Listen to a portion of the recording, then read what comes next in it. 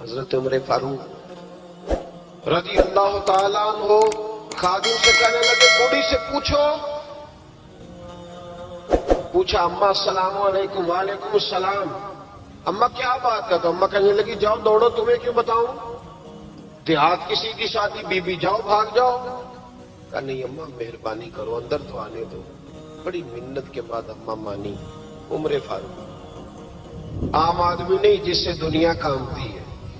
حضرت عمر اندر گئے. اماں کیوں پریشان ہو؟ تو اماں کہنے لگی تمہیں کیوں بتاؤں، میرا اپنا دکھ ہے. چل اماں بتا دے، تیری مہربانی.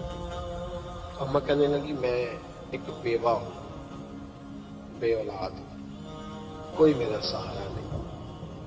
مجھے عمر فاروق سے بڑی شکایت، میرے اوپر 25 دینار کا قرضہ چڑھ گیا ہے اور 3 دن ہو گئے میں نے روٹی نہیں کھائی، اور عمر نے میری خبر نہیں لی. حضرت عمر کو پتہ چل گیا لوارث ہے، اس کا کوئی 2 4 10 ہزار ووٹ کوئی نہیں. ایک کو میکے سے 6 مربے نہیں لے کے آئی، ایک اکیلی تنہا. اور بھائی جب اللہ کا خوف ہوتا ہے تو پھر انسان ان غریبوں کو بھی مناتا ہے. پھر ریڑھی والے کی بھی اہمیت بڑھ جاتی ہے، پھر رکشے والے کی قدر بھی بڑھ جاتی ہے. حضرت عمر فاروق رضی اللہ تعالیٰ عنہ کہنے لگے اماں عمر سے شکوہ ہے؟ کہاں؟ جناب عمر کہتے ہیں میں نے ایک جملہ کہا تو اماں نے تو مجھے لاجواب کر دیا. میں نے کہا اماں عمر کو کیا پتا کہ تو بھوکی اور مقروض ہے، اسے کیا خبر؟ تو اماں کہنے لگی کیا کہا تم نے؟ عمر کو خبر نہیں، اسے پتا نہیں؟ تو عمر سے کہو نا چھوڑ دے حکومت، اس کے حوالے کرے جو خبر رکھ سکتا ہے. کیوں بیٹھا ہے پھر؟ ہمارے حکمران کہتے ہیں ابھی میں صدمے میں ہوں، نکلوں گا تو بات کروں گا. نہ ادھر ادھر کی تو بات کر، یہ بتا کہ قافلہ کیوں لٹا. مجھے رہزنوں سے غرض نہیں، تیری راہبری کا سوال ہے. ہاں تجھے جواب دینا پڑے گا. حضرت سیدنا عمر فاروق رضی اللہ تعالیٰ عنہ سے اماں کہنے لگی نہیں خبر رکھ سکتا تو حکومت کیوں کرتا ہے، چھوڑتا کیوں نہیں؟ تو حضرت عمر کہتے ہیں میں کانپنے لگا. دوڑے گئے جناب عمر. میں نے کہا اس اماں کا 6000 ووٹ نہیں کہ اس کی قدر کی جائے. یہ اماں کوئی بہت آکسفورڈ یونیورسٹی کی ڈگری ہولڈر نہیں کہ اس کی بات مانی جائے کہ لوارث اور بیوہ بی بی. عمر دوڑے گئے، گھر سے اناج کا تھیلا کندھے پہ رکھا، 25 دینار بھی لیے، پکا پکایا کھانا بھی دیا. خادم کہنے لگا حضور مجھے دے دے میں اٹھا لیتا ہوں. تو حضرت عمر فرمانے لگے چل وعدہ کر قیامت کے دن بھی میرا بوجھ اٹھائے گا. کہنے لگا جی نہیں وہاں نہیں اٹھا سکتا. فرمایا پھر آج بھی نہ اٹھا، مجھے ہی اٹھا لینا، یہ میرا بوجھ ہے تو مجھے ہی. اماں کے سامنے 25 دینار بھی رکھے. پھر اماں کو حضرت فاروق اعظم نے 2 مہینے کا راشن بھی دیا، پکا پکایا کھانا بھی دیا. معمولی آدمی کی بات نہیں کر رہا، 24 لاکھ مربع میل کا حکمران. حضرت عمر مدینے میں بیٹھ کے کبھی للکار دیں تو کیسر و کسرا کی ٹانگیں کانپیں. جناب عمر فاروق رضی اللہ کھانا کھلا کے اماں چارپائی پہ تھی تو عمر نیچے بیٹھ گئے. کہنے لگے اماں چل عمر کو معاف کر دے، چل جانے دے، کوئی حرج نہیں، بیچارے کو پتا نہیں چلا. تو اماں کہنے لگی تو نے پھر عمر کا ذکر چھیڑ دیا. بیٹے میرے گھاؤ بڑے گہرے ہیں، میرے زخم بڑے سخت ہیں، کلیجہ پھٹے تو تجھے دکھاؤں کتنی تکلیف میں ہوں. میں تو پکا ہوا پھال لوں، کسی وقت بھی دنیا سے چلی جاؤں گی. میں نے عمر کو معاف نہیں کرنا. جب میں قبر میں جاؤں گی نا، نبی کریم علیہ السلام آئیں گے تو میں عمر کی شکایت کروں گی. میں کہوں گی حضور اس سے پوچھئے یا رسول اللہ بیوہ اور بوڑھی کا خیال ہی نہیں کیا. تو آپ کے غلام کہتے ہیں میں نے عمر کو کبھی اتنا روتے نہیں دیکھا جتنا آج روئے. کہنے لگے اماں عمر کو میں جانتا ہوں وہ کمزور ہے، یہ شکایت نہ لگانا، وہ کمزور ہے، مقابلہ نہیں کر سکے گا، یہ شکایت نہ لگانا، چل معاف کر دے. تو اماں کہنے لگی اچھا تو مجھے کچھ اچھا لگتا ہے، جا تیری خاطر عمر کو معاف کیا، تو پیارا لگا ہے، جا معاف کیا، تیری خاطر معاف کیا، تیری خاطر عمر کو معاف کیا. حضرت عمر فاروق کہنے لگے مجھے لکھ کے دو. کون اتنے جتن کرتا؟ کون؟ کسی سے کہنا کہ اپنی اماں کو منا لے، تو کہتے ہیں نہیں میری غلطی کوئی نہیں تو مناؤں کس بات؟ ہمیں تو 20 دلیلیں آتی ہیں. जा अब्बा के पैर पकड़ ले। पता है नबी पाक अलैहिस्सलाम ने फरमाया जिसका बाप राजी होगा उसी का अल्लाह राजी होगा, और जिसका बाप नाराज होगा वो सारा दिन वजीफे पड़े उसका अल्लाह राजी। ये अबू दाऊद शरीफ की हदीस है। ना जी बड़ी मेहरबानी, पैसे न लाइएगा आप। अब बात सुने, वो भी मैं समेटने की तरफ आ रहा हूं, खत्म कर रहा हूं, आप मेरी बात पे तवज्जो रखें। अजीज भाई, नबी करीम सल्लल्लाहु अलैहि वसल्लम ने जो अपने गुलामों की तरबियत की तो हजरत उमर फारूक कहने लगे लिख के दो, लिख दो। तो अम्मा कहने लगी आप लिखे मैं साइन कर देती हूं, आप लिख दे मैं साइन करती हूं। हजरत उमर ने लिखा फुला बिनते फुला को उमर से शिकायत थी, फिर उन्होंने उमर को माफ कर दिया। अम्मा साइन करने ही लगी थी, साइन करने ही लगी थी कि मौला अली शेर खुदा आ गए, हजरत अब्दुल्ला इब्ने मसूद आ गए। ओहो उमर यहां बैठे हुए हो, मैं सारे मदीने में तलाश कर रहा था, यहां बैठे हो, वो कुछ लोग मिलने आए, निकलो। अम्मा ने सुना कि ये उमर थे तो अम्मा उठ के खड़ी हो गई। आय हाय उमर थे, आप उमर थे? तो जनाब उमर कहने लगे अम्मा तूने जो कहा ठीक कहा, लेकिन अपने वादे पे कायम रहा, ये जरा साइन कर दे। अम्मा ने साइन किए तो हजरत उमर फारूक फरमाने लगे अली आ गए हो तो बतौर गवाह तुम भी दस्तखत कर लो। अब्दुल्ला इब्ने मसूद तुम भी बतौर गवाह दस्त। जब साइन हुए तो जनाब उमर ने रुका लपेटा और मौला अली शेर खुदा से फरमाने लगे अली ये रख लो, मुझे लगता है मैं तुमसे पहले दुनिया से जाऊंगा, और जब मैं पर्दा कर जाऊंगा तो ये रुका मेरे कफन में रख देना। अगर हुजूर अलैहिस्सलाम ने पूछा ना मेरी उम्मत के साथ क्या सलूक करके आए हो, तो रुक्का निकाल के कहूंगा या रसूलल्लाह एक बूढ़ी नाराज थी, मैं उसे भी राजी करके आया। हुजूर ये मैं राजी।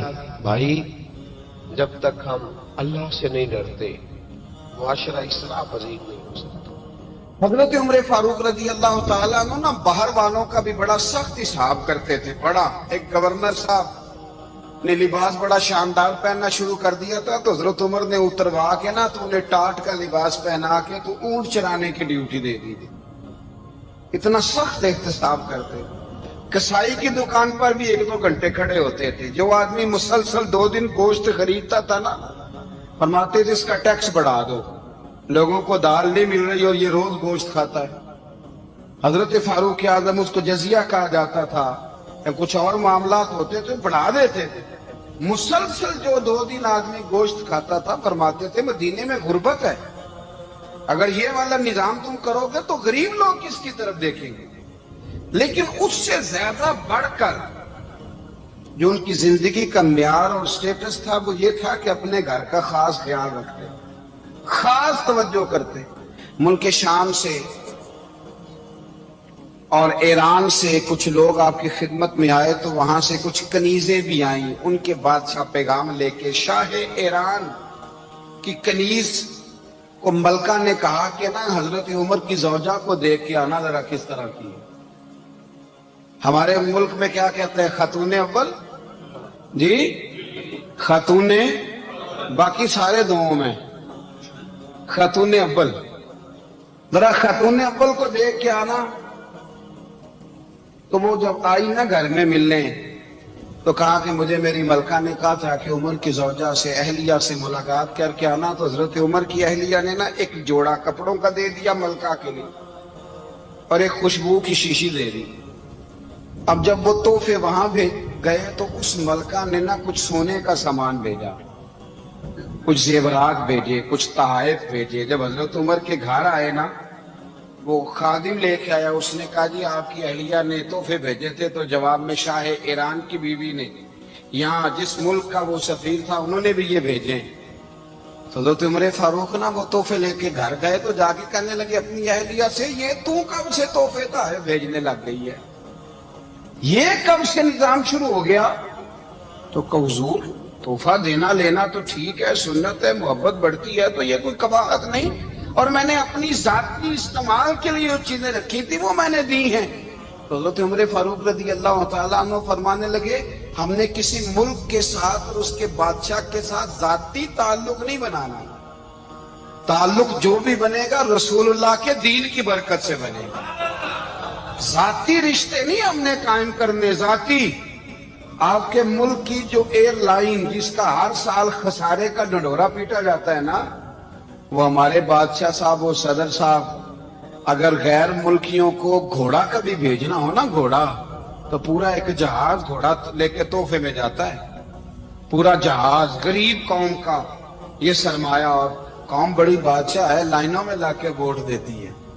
دو کام ہمیشہ لائن میں لا کے کرنے، ایک بل لائن میں لا کے جمع کرانا ہے اور ایک ووٹ لائن میں لا کے، تاکہ پھر پورے 5 سال لائن میں ہی لگے رہیں۔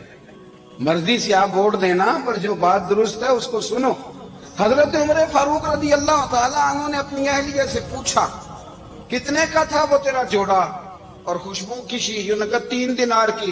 فرمایا یہ 3 دینار تیرے اور باقی جو تحفے آئے ہیں وہ تو خود کہہ، کیونکہ اس نے تیرے نام بھیجے ہیں، تو کہہ کہ میں مال غنیمت میں دیتی ہوں، تو کہہ میں مسلمانوں کو کہہ۔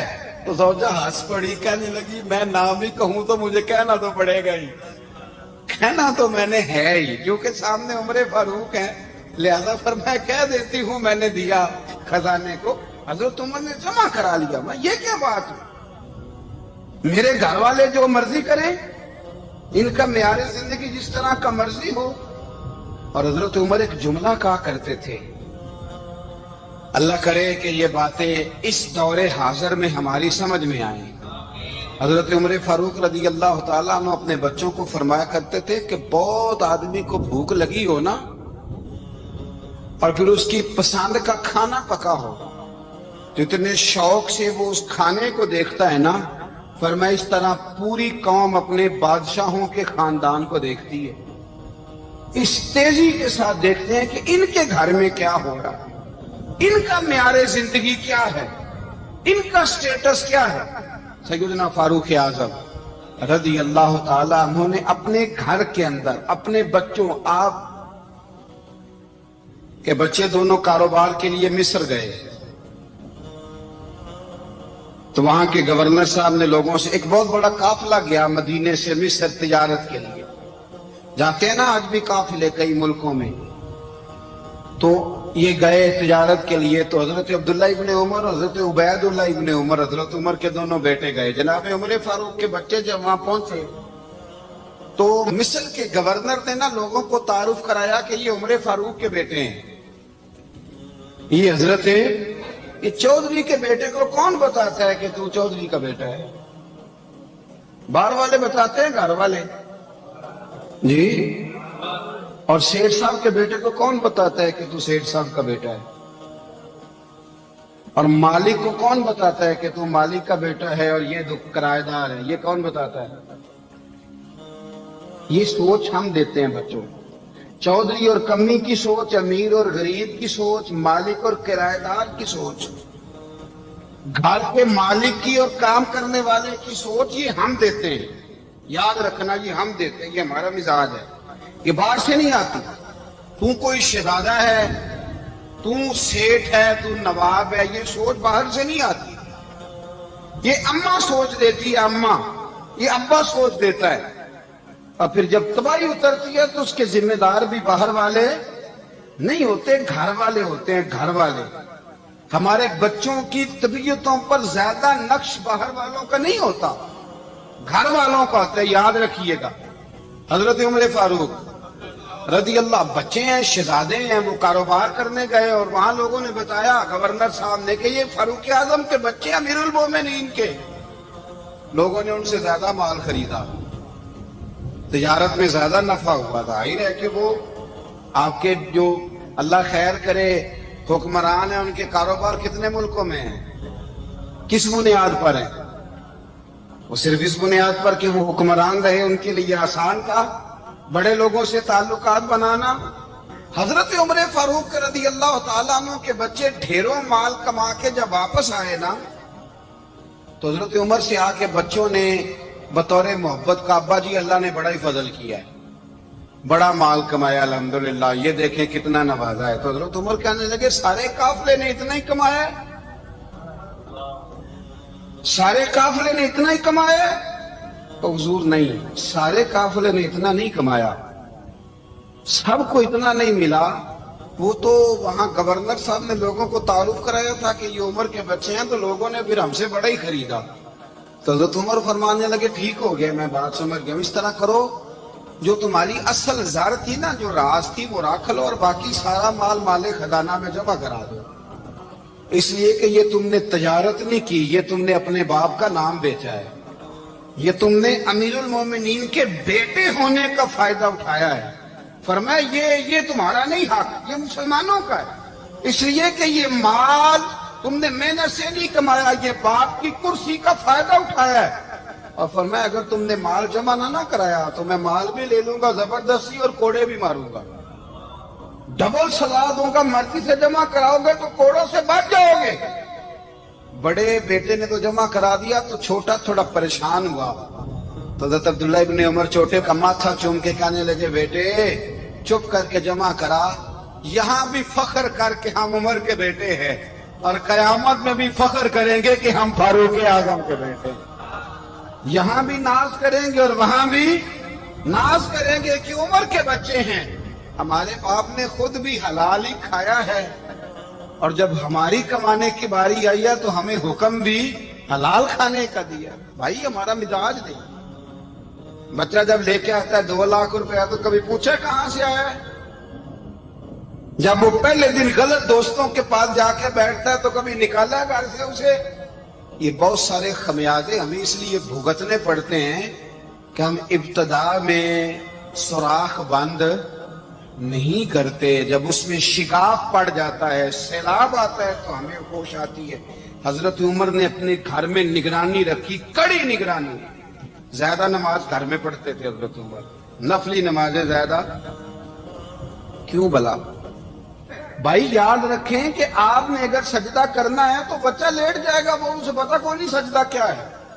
لیکن جب گھر میں کبھی قرآن ابا جی کھول لینا، جب ابا جی کا موڈ بن جائے نا لیکچر دینے کا، وہ گھر میں شروع ہو جاتے ہیں، کہتے ہیں آپ لوگ نماز نہیں پڑھتے اس لیے میرے کاروبار میں برکت کوئی نہیں. تم سویرے قرآن پاک نہیں کھولتے تو میں تباہ ہو گیا. تو میاں آپ نے کب گھر میں قرآن پاک کھولا تھا؟ آپ نے کب نماز پڑھی؟ آپ نے کب گھر کے اندر اللہ رسول کا ذکر کیا تھا؟ آپ نے کب حدیث چھیڑی؟ آپ نے بھی تو گھر کے اندر جب بھی آپ آئے ہیں تو آپ نے وہی کچھ کیا جو دنیا دار کرتے ہیں. آپ بھی تو اپنا موبائل لے کے اللہ کونے میں بیٹھ گئے. آپ نے بھی تو کہا ہے کہ اب تمہارے چینل ختم، اب میری مرضی والا چلے گا. تو جو آپ نے کیا ہے بچے بھی وہی کام کریں گے. آپ نے بھی گپ شپ لگائی ہے تو وہ بھی لگا رہے ہیں. یہ سمجھ لیں جو کام آپ کریں گے آپ اپنے بچوں کی سیرت میں اس کا جلوہ دیکھ لیں گے. بڑی پکی سی بات ہے کہ آپ کو بچے کی عادتیں دیکھ کے سمجھ آ جائے گی کہ میں بھی یہی کرتا تھا. اور یہ بھی حضرت عمر فاروق رضی اللہ تعالیٰ عنہ وصال فرما گئے تو آپ کے وصال کے بعد حضرت عثمان غنی رضی اللہ تعالیٰ عنہ نے آپ کی ایک بیوہ سے نکاح کیا. حضرت عمر کی ایک بیوہ سے جب وہ آپ کے نکاح میں آئی تو کہنے لگی حضرت عثمان غنی سے کہ حضور نہ تو میں خوبصورت ہوں اور نہ میں جوان ہوں، نہ آپ کی کوئی خدمت کر سکتی ہوں، میرے سے نکاح کرنا سمجھ میں نہیں آیا. کیا شاندار جواب دیا حضرت عثمان غنی نے، کیا خوبصورت جواب دیا. فرمانے لگے میں نے اس لیے نکاح نہیں کیا کہ مجھے تمہارے حسن سے دلچسپی تھی یا تمہاری خدمت کی ضرورت تھی. میں نے تو اس لیے نکاح کیا ہے کہ مجھے بتاؤ عمر فاروق گھر کے اندر اپنے رب کی عبادت کس طرح کرتے تھے، وہ قرآن پاک کس طرح پڑھتے تھے، وہ رویا کیسے کرتے تھے، استغفار کا طریقہ کیا، کس وقت کس انداز میں وہ اپنے رب کو یاد کرتے تھے.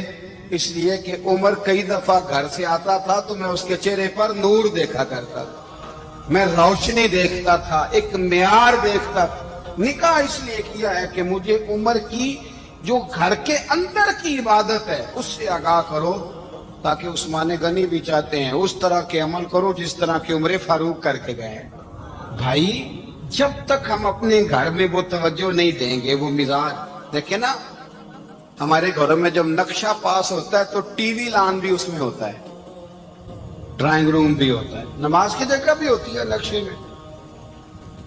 صحابہ جب گھر بناتے تھے تو ایک مسجد بیت کا نقشہ پاس کرتے تھے، ذہن میں رکھتے تھے کہ یہ کونا نماز کے لیے، وہاں جوتے لے کے کوئی نہیں جائے گا، وہاں نماز پڑھی جاتی تھی، عورتیں وہاں اعتکاف کرتی. ٹی وی لان تو آ گیا ہے، اور گھر کے اندر ٹی وی رکھنے کے لیے تو ایک کمرہ الگ سے بنا دیا گیا ہے، اور اب جو نئے نقشے پاس ہو رہے ہیں اس کے اندر گھروں کے اندر جگہ بنائی گئی ہے جہاں کمپیوٹر رکھے جائیں، اور بچوں کے لیے وائرنگ ہوگی نیچے تاکہ انہیں کوئی مشکل درپیش نہ ہو۔ یہ ساری چیز ہم نے نہانے کے لیے گھروں کے اندر اتنے اتنے بڑے واش روم بنائے ہیں کہ لگتا یہ ہے کہ سوائے نہانے کے اور کام ہی نہیں کوئی گھر میں ہوگا۔ ہر چیز آ گئی، پر اللہ کرے کوئی تفسیر بھی ٹیبل پہ پڑی نظر آئے، کوئی حدیث کی کتاب بھی ٹیبل پہ پڑی نظر آئے۔ اللہ کرے کہ جس طرح ابا لطیفہ سن کے آتا ہے تو جب تک سنا نہ لے اسے ہضم نہیں ہوتا، اللہ کرے کہ وہ جمعے میں بیان سن کے جائے تو اس کا بھی دل کرے میں اپنے بچوں کو سناؤں۔ وہ نبی پاک کی کوئی حدیث کہیں سے سنے تو گھر جا کے سنائے۔ جب تک یہ معیار نہیں بنتا، آپ کیسے توقع کرتے ہیں کہ گھر کے اندر اللہ کی رحمت نازل ہوگی؟ کہ آپ یہ کیسے توقع کرتے ہیں کہ گھر کے اندر وہ معیار اور وہ مزاج بنے گا؟ حضرت عمر فاروق نے ذاتی زندگی پر جو توجہ دی، گھر والوں کے معیار پر جو توجہ دی حضرت عمر فاروق رضی اللہ تعالیٰ عنہ نے، وہ بھی بڑی دیدنی ہے۔ حضرت ابو موسیٰ اشعری کو نا آپ نے وزیر خزانہ بنایا، وزیر خزانہ۔ تو حضرت ابو موسیٰ اشعری کہتے ہیں کہ حضرت عمر کو شیخ خزانے میں رہنے تو دیتے نہیں تھے۔ تو ایک دن میں صفائی کر رہا تھا اس کمرے کی جس میں خزانہ رہتا تھا۔ ہمارے تو ملک میں جو جاتا ہے وہ صفائی کر کے ہی جاتا ہے، اللہ خیر کرے۔ اور خیر معیار بدلتا ہے، جو پچھلی حکومت ہوتی ہے وہ قرضہ اٹھاتی ہے، وہ باہر سے جاتی ہے تو قرضہ لے کے آتی، اور جو نہیں آتی ہے وہ کہتی ہے ہمیں پیکج مل گیا ہے، وہ قرضہ نہیں اٹھاتے۔ ان کو کیا ملتا ہے؟ یعنی پچھلی نے قرضہ لیا تھا اور ہم نے، واہ جی واہ کیا خوبصورت انداز ہے، اس کا نام بدل کے نا انہوں نے قرضہ لیا تھا اور ہم نے، میں کہا بڑے شاندار سیانے بندے ہو گئے۔ اور اللہ تعالیٰ خیر فرمائے، ہمارے جو بڑے شاندار قسم کے دوست ہیں نا، شاندار، جن کا مطلب ادب سے نام لیتے ہیں، وہ عرب کے بادشاہ۔ ہم تو عرب خالی کہتے بھی نہیں، عرب شریف کہتے ہیں، عرب شریف۔ انہوں نے پتہ کیا کیا ہے؟ انہوں نے اس طرح کیا ہے کہ جو کشمیریوں کا قاتل تھا نا اس کے گلے میں میڈل ڈال دیا۔ وہ کئی کام وہ کرتے رہتے، انہوں نے پہلے انہیں بلا کے مندر بھی بنوائے تھے، ہمیں کوئی شکوہ نہیں، ان کی زمین ہے، اللہ تعالیٰ توفیق عطا کرنے والا ہے۔ پر خیال یہ تھا کہ چلو کشمیریوں کے زخم پر نمک نہ چھڑکتے، 2 مہینے انتظار کر لیتے، کچھ حالات سنور جاتے، کچھ تھوڑا انتظار۔ ہیں ہمارے دوست، ہمارے وزیر اعظم صاحب جب جاتے ہیں تو وہ پھولوں کا ہار ڈالتے ہیں ہمارے دوست، لیکن انہیں وہ حدیث یاد نہیں کہ نبی پاک علیہ السلام نے فرمایا جب میرے مومن کو تکلیف ہوتی ہے تو مجھے بھی گنبد خضرا میں تکلیف ہوتی ہے۔ انہیں نہ کشمیریوں کا خون یاد نہیں آیا، انہیں برہان وانی کی کٹی ہوئی لاش یاد نہیں آئی، انہیں 30,000 بیوہ عورتیں 30,000 بیوہ عورتیں یاد نہیں آئی، 30,000 بیوہ عورتیں جن کے سہاگ اجڑ گئے، اور انہیں 1.25 لاکھ یتیم بچہ یاد نہیں آیا جو یتیمی کی زندگی گزار رہا ہے، اور اس کے باوجود بہت بڑے ذمہ دار ہے وہ۔ مجھے پڑھ لینے دو آج احمد فراز کا شعر، وہ ہمارے مکتب کوئی ایسا نہیں کہ وہ مولوی تھا، وہ غیر جانبدار تھا، پر مجھے آج پڑھ لینے دو اس کا شعر، ایک کلیجے کا درد ہے، پڑھ لینے دو۔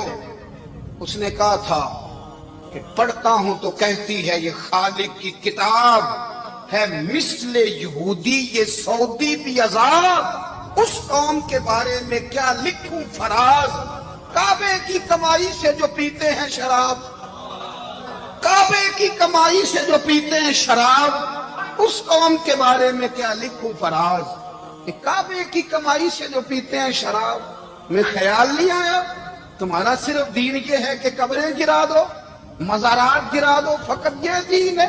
کوئی نبی پاک کے روزے کی طرف منہ کرے تو اسے مشرک کہو، یہ دین ہے؟ اس کا نام مذہب رکھا تم نے؟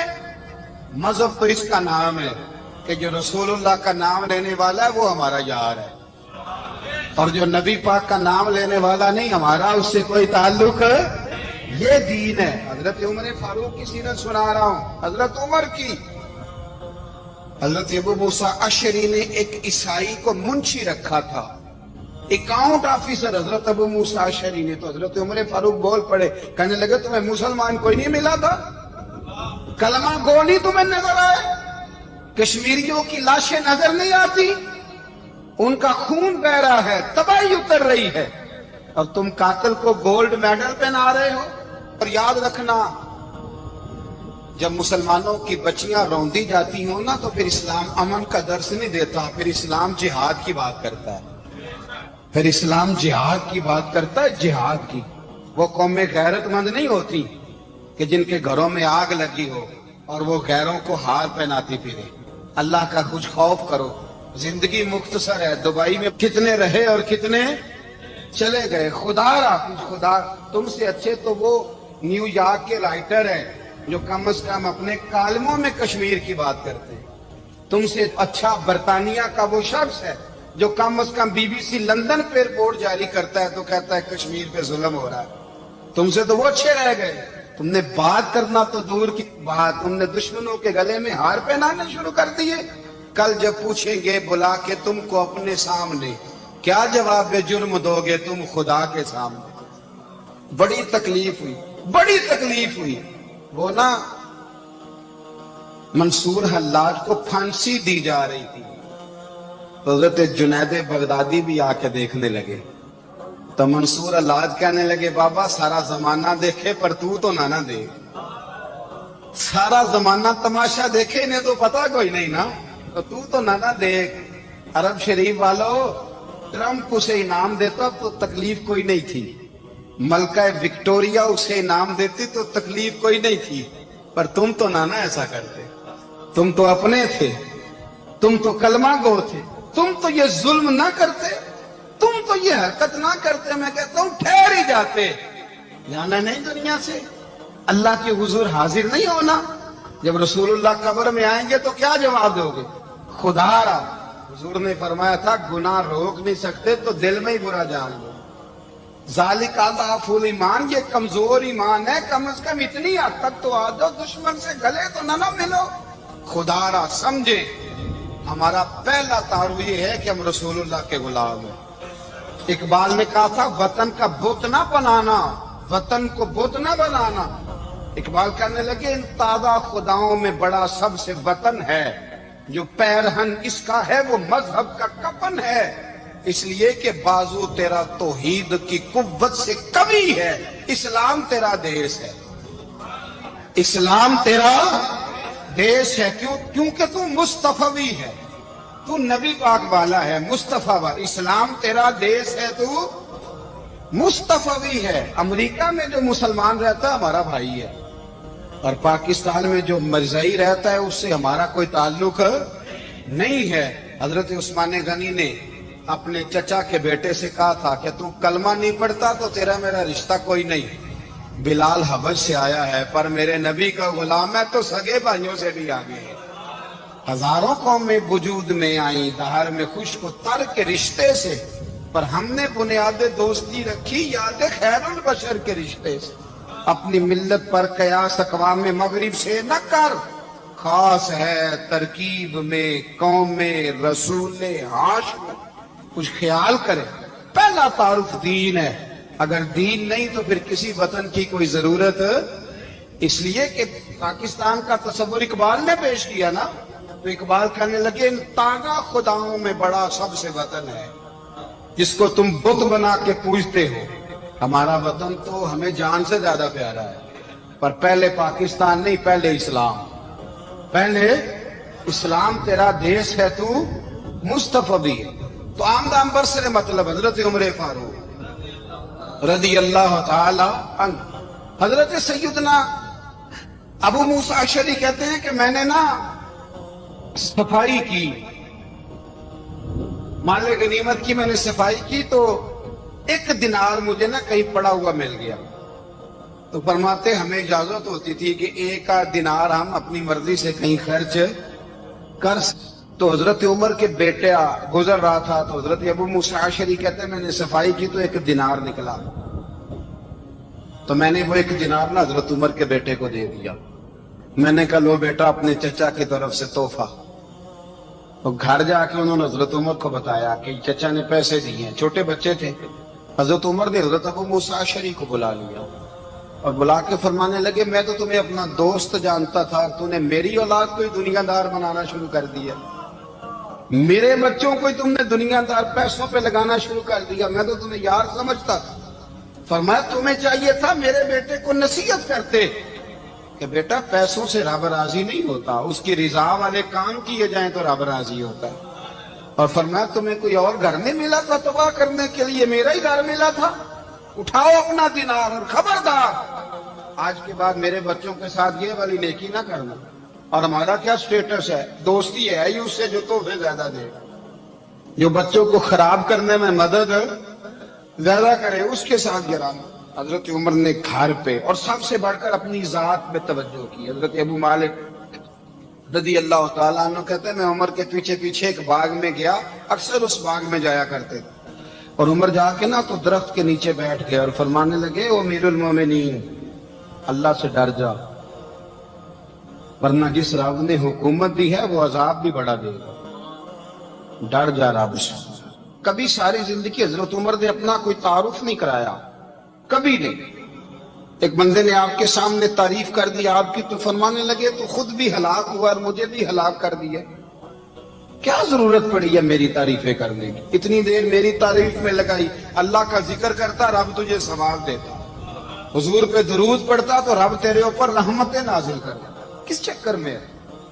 آج جتنا اچھی کوئی خوشامد کرے اتنی اچھی بزارت ملتی ہے، جتنی اچھی اس کو جو ہے وہ چاپلوسی کرنی آئے درجہ بھی اسے اتنا ہی اچھا ملتا ہے۔ حضرت عمر فاروق رضی اللہ تعالیٰ عنہ آپ کے بیٹے کہتے ہیں، صاحب فتوح الشام نے لکھا ہے، آپ کے شہزادے کہتے ہیں میں نکلا تو میرے ابا جی نا اپنی پشت پر مشکیزہ رکھ کے کنویں سے پانی بھر کے آ رہے، میں دوڑ کے آگے گیا، میں نے کہا ابا جی مجھے دے دے۔ فرمانے لگے بیٹا تیرا کیا خیال ہے، کوئی اور نہیں تھا مشکیزہ بھر کے لانے کے لیے، تیرا کیا خیال ہے؟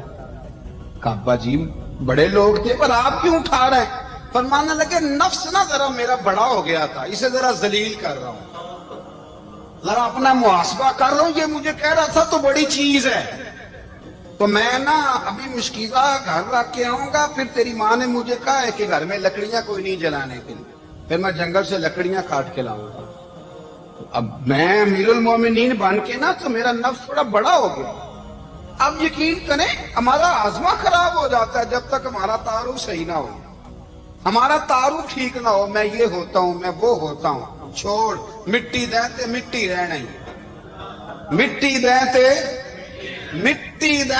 مٹی رہنا ہی، ایوی کادی بلے بلے اج مٹی دے اتے بندیا تے کل مٹی دے تھلے، مٹی دہتے مٹی رہنا ہی، کادی بلے، مجھے پوچھ لو مجھے جان لو میرا نام لے لو، میں بھی آیا ہوں، میں بھی ہوتا ہوں، میرا بھی یہ تذکرہ ہے، میں بدکار پرانا خادم کسے در ملی نہ ٹوئی، اے تے واصف یار نے نظر جو کی تھی تے واصف ہی ہوئی۔ یہ تو بڑی بات کی بات ہے، تو بات کی بات ہے صاحب، ورنہ من نانم کے من نانم، جو ہم ہیں اس کا ہمیں پتا تو ہے نا بھائی۔ کبھی بھی یہ جو ذات کا چکر ہے نا میں بھی ہوں مجھے بھی، او بھائی یاد رکھو میں کون ہوں، یہ جو نام نمود اور یہ خواہشیں اور یہ جو وقار یہ تو کمزور لوگوں کا طریقہ ہے، جس کو اپنا تعارف کرانا پڑ گیا اس سے بھی زیادہ کمزور کوئی ہے، فوٹو میں دکھاتا پھرتا ہے فلانے کے ساتھ فوٹو فلانے، تو کمزور بندے یہ کام کرتا۔ حضرت عمر فاروق اللہ اکبر، حضرت عمر جیسا بندہ 24 لاکھ مربع میل کا حکمران، اور شاہ روم کو خط لکھ کے کہتا ہے میں منت نہیں کرتا میں حکم دیتا ہوں، نہ تگڑا بندہ۔ جنگ قادسیہ کے لیے حضرت سعد بن ابی وقاص کو بھیجا، فتوح الشام پڑھ کے دیکھیں، حضرت عمر بڑے پریشان ہیں، اتنے دن ہو گئے کوئی رپورٹ ہی نہیں آئی، اب تو موبائل ہے نا تو ایک منٹ کی رپورٹ لیں آپ، بلکہ آپ ایک منٹ کی فوٹو لیں، آپ رپورٹ تو دور رہ گئے۔ حضرت عمر فاروق رضی اللہ تعالیٰ عنہ بڑے پریشان ہیں کہ قادسیہ میں حضرت سعد بن ابی وقاص کے ساتھ لوگ جہاد کرنے گئے، رپورٹ کوئی نہیں آتی، اتنے پریشان تھے کہ باہر نکل کے نا اس رستے پہ بیٹھ جاتے جو رستہ قادسیہ کی طرف سے آتا تھا، اس جو بھی آتا جاتا پوچھتے جنگ کے کیا حالات ہیں. ادھر جب اللہ نے فتح دے دی نا تو حضرت سعد بن ابی وقاص رضی اللہ تعالیٰ عنہ نے نا ایک قاصد کو خط دے کے بھیجا. کہنے لگے عمر کے پاس جاؤ, انہیں اطلاع دو کہ الحمدللہ اللہ نے اسلام کو فتح عطا کر دی. یہ حضرت عمر کو جا کے دینا, وہ بڑے پریشان ہوں گے. وہ جو اس زمانے میں اس طرح ہوتا تھا کہ کئی دور دور سے صحابہ جو دوسرے شہروں کے ملکوں کے رہنے والے ہوتے تھے وہ بھی آ کے شامل ہو جاتے تھے جہاد میں. کوئی ایک دفعہ مدینے آیا, کوئی 2 دفعہ آیا, پھر اپنے اپنے علاقوں میں. بہت سارے لوگوں نے زیادہ دفعہ حضرت عمر کو دیکھا بھی نہیں تھا. وہ جو قاصد خط لے کے آیا تھا نا, اس نے 1 دفعہ دیکھا تھا. حضرت عمر بوڑھے ہو گئے, وہ پہچانتا نہیں تھا. میری بات کی سمجھ آ رہی ہے آپ حضرات؟ ادھر سے وہ خط لے کے آ گیا. حضرت عمر مدینے سے باہر نکل کے اس روڈ پہ بیٹھے تھے جو قادسیہ سے آتا تھا. جب اس آدمی کو آتے دیکھا تو حضرت عمر اٹھ کے کھڑے ہو گئے, فرمانے لگے قادسیہ سے آ رہے ہو؟ وہ کیا کہتا ہے؟ پھٹے پرانے کپڑے, ٹوٹے ہوئے جوتے, سر پہ پرانی پگڑی. کہنے لگے غلام مدینے کے رہنے والے ہو؟ حضرت عمر کہنے لگے ہاں مدینے کا ہوں. کہا میں قادسیہ سے آیا ہوں, الحمدللہ اللہ نے اسلام کو فتح دے دی ہے, الحمدللہ کفر کی کمر ٹوٹ گئی ہے. اس نے یہ بات کر کے تو گھوڑے کو ایڑی لگائی, گھوڑا دوڑنے لگا مدینے کے. حضرت عمر بھی ساتھ ساتھ دوڑ رہے ہیں. فرمانے لگے اچھا بتاؤ خالد بن ولید کا کیا حال ہے؟ تھوڑا آگے جا کے فرمانے لگے اسامہ بن زید کیسے ہے؟ وہ کہتے ہیں ٹھیک ہے. پھر اس نے اور گھوڑا, عمر ساتھ ساتھ دوڑ رہے ہیں, ساتھ ساتھ. 24 لاکھ مربع میل کا حکمران, ایک جوتا پیر سے نکل گیا, عمر دوڑ رہے ہیں. آگے جا کے پوچھتے ہیں سعد بن ابی وقاص کا کیا حال ہے؟ کہ حضور وہ بھی ٹھیک ہے. کتنے لوگ میرے شہید ہو گئے مسلمانوں میں سے؟ کہنے لگا صحیح گنتی کا نہیں پتا, یہ لفظ ادا ہوتے ہوتے مدینے کی سرحد آ گئی. لوگوں نے عمر کو گھوڑے کے ساتھ دوڑتے دیکھا تو کہا امیر المومنین کیوں دوڑ رہے ہیں؟ وہ غلام چھلانگ لگا کے نیچے آیا, قدموں میں بیٹھ گیا. کہنے لگا حضور آپ نے بتایا ہی نہیں آپ امیر المومنین ہیں. آپ فرمانے لگے کیا بتاتا؟ میں تو اونٹ چلانے والے کا پتر ہوں, کیا بتاتا؟ وہ عمر ہوں جس نے اپنے گناہوں کا حساب دینا ہے, کیا بتاتا؟ جو سعد بن ابی وقاص کو جہاد پہ بھیج کے خود بزدلوں کی طرح گھر میں بیٹھا ہے, کیا بتاتا؟ کوئی حیثیت نہیں, کوئی طاقت. تو نے اچھا کیا, تو تو مجاہد تھا, مجھے ساتھ ساتھ دوڑایا, تو نے اچھا کیا. جتنے لوگ تھے چیخے مار کے رونے لگے. حضرت فاروق اعظم سے کہنے لگے عمر جب تک تیرے جلوے رہیں گے اللہ کامیابیاں ہی عطا فرمائے گا, جب تک تیرا رنگ رہے گا اللہ تعالیٰ نوازتا ہی رہے گا. کچھ نہیں, کبھی اپنا آپ ظاہر ہی نہیں کیا. بہت بڑے تھے, بہت بڑے تھے حضرت عمر, بڑے تھے, لیکن ساری زندگی اپنے محاذ. حضرت ابو رافع غلام تھے, قرآن پاک بڑا سونا پڑھتے تھے. حضرت عمر جب بھی انہیں ملتے کہتے ابو رافع تو عمر سے اچھا ہے, قرآن بڑا شاندار پڑھتا ہے. تو وہ کہتے حضور اگر میں قرآن صحیح پڑھتا ہوں تو آپ کو قرآن کی تشریح زیادہ صحیح آتی, آپ بھی تو مجھ سے افضل ہیں. تو آپ فرماتے نہیں پھر بھی تو مجھ سے افضل ہے. کیوں؟ اس لیے کہ تو اپنے غلام اپنے آقا کی نوکری بھی ٹھیک کرتا ہے اور رب کی عبادت بھی ٹھیک کرتا ہے, اور مجھے خالص صرف عبادت کرنی ہوتی ہے وہ بھی ٹھیک نہیں کر پاتا.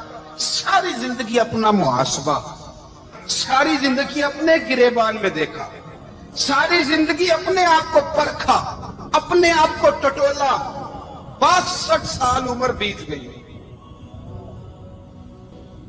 حضرت حذیفہ بن یمان ایک صحابی تھے, میرے نبی کریم علیہ السلام ان سے راز کی باتیں کرتے تھے. ہر بندے کا ہاضمہ ٹھیک نہیں ہوتا, سب سے راز کی بات نہیں کرنی چاہیے. حضرت حذیفہ بن یمان کہتے ہیں حضور راز کی باتیں بتاتے. مدینہ منورہ میں جو منافقین تھے ان کی لسٹ بھی نبی پاک نے حضرت حذیفہ بن یمان کو دی تھی.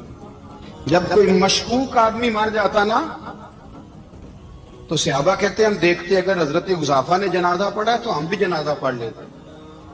نبی پاک نے بھی کچھ جنازے نہیں پڑھے. ترمذی میں ہے فرمایا عثمان سے جو بغض رکھے اس کا جنازہ نہیں پڑھیں گے. حضرت حذیفہ بن یمان اگر جنازہ پڑھتے تو لوگ پڑھتے, وہ نہ پڑھتے تو لوگ جنازہ نہ پڑھتے. حضرت حذیفہ بن یمان کہتے ہیں جناب عمر فاروق کی خلافت کے آخری ایام تھے، کچھ دنوں کے بعد وہ شہید ہو گئے۔ فرماتے آدھی رات کا وقت تھا، میں گھر میں سویا تھا بڑا بے فکر، اچانک میرے دروازے پہ دستک ہوئی، میں گھبرا کے اٹھا، اتنی رات کو کون آیا؟ اتنے قربان جاؤں، دروازے پہ گیا تو امیر المومنین فاروق اعظم دروازے پہ۔ میں نے کہا عمر کوئی حکم تھا تو مجھے بلا لیتے۔ کہنے لگے میں نا امیر بن کے نہیں آیا، تیرا ویر بن کے آیا ہوں۔ امیر المومنین کی حیثیت سے سرکاری کام سے بلاتا تو وہاں بلاتا، مجھے ایک ذاتی کام پڑ گیا۔ کہتے میں نے عمر کو گھر کی اندر بلا کے چارپائی پہ بٹھایا، میں نے کہا حضور میں غریب آدمی، میں کیا آپ کے کام آ سکتا ہوں؟ تو کہتے انہوں نے نا مجھے ساتھ بٹھا لیا، پھر میرا ہاتھ پکڑ لیا، کہنے لگے تو عمر کو جانتا ہے؟ عمر جھوٹ نہیں بولتا۔ تو جانتا ہے؟ عمر وعدوں کا پکا ہے۔ کہا حضور جانتا ہوں۔ کہا میں اس وقت آیا ہوں جب دیکھ بھی کوئی نہیں رہا۔ حضرت حذیفہ بن یمان کہتے ہیں پریشان ہو گیا، حضور پہلیاں نہ بجھوائے، مہربانی کر بتائیں کدھر آئے ہیں؟ حضرت عمر فاروق فرمانے لگے 62 سال کا ہو گیا ہوں، 63واں چل رہا ہے، داڑھی سفید ہو گئی ہے، الپک گیا، اٹھ فریدہ ستیا، داڑھی آ گئی پور، اگا نیڑے آ گئی، پیچھا رہ گئی دور، اب قبر اشر کا معاملہ صاف نظر آنے لگا ہے۔ کہا حضور مجھ سے کیا چاہتے ہیں؟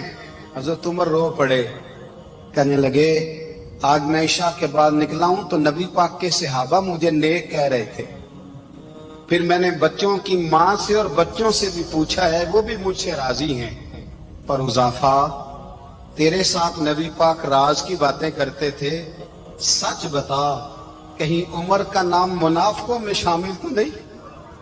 سچ بتا ان منافقین میں تو شامل نہیں، کہیں اوپر سے تو نہیں سارا کچھ؟ حضرت حذیفہ بن یمان کہتے ہیں میں باپ کے مرنے پہ اتنا نہیں رویا جتنا عمر کے سوال پہ رویا۔ میں قدموں میں بیٹھ گیا، میں نے کہا نہیں عمر یہ تو میں نے نہیں سنا، لیکن یہ میں نے نبی پاک سے ضرور سنا ہے کہ میرے بعد اگر کوئی نبی ہوتا تو عمر ابن خطاب ہوتا۔ یہ میں نے اپنے کانوں سے سنا ہے کہ عمر جس گلی سے گزرے شیطان راستہ بدل جاتا ہے۔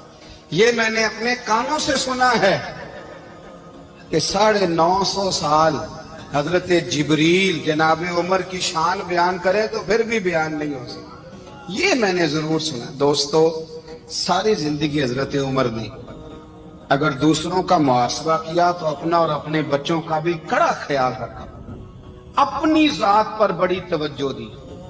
جو لوگ اپنا بھول جاتے نا، ہمیں اپنی صحت کا بڑا خیال ہے لیکن اپنی روحانی زندگی کا کوئی خیال نہیں ہے، قلبی زندگی کا کوئی تصور نہیں ہے۔ آپ یقین کریں موٹا آدمی کمزور ہونے کے لیے جدوجہد کر رہا ہے، کمزور طاقتور ہونے کے لیے، لیکن جس کو کتنے دن بیت گئے اللہ رسول کی یاد میں رویا ہی نہیں، کتنے دن بیت گئے نعت سننے کو دل ہی نہیں چاہا، جسے مہینوں بیت گئے اور قرآن پاک کی طرف نظر ہی نہیں گئی، وہ فکر مند ہی نہیں۔